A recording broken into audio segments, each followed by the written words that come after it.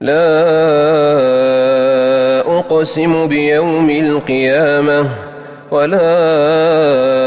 أقسم بالنفس اللوامة أيحسب الإنسان أن لن نجمع عظامه بلى قادرين على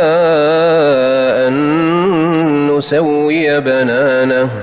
بل يريد الإنسان ليفجر أمامه يسأل أيان يوم القيامة فإذا برق البصر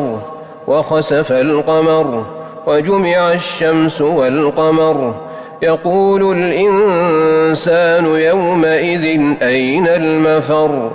كلا لا وزر إلى ربك يومئذ المستقر ينبأ الإنسان يومئذ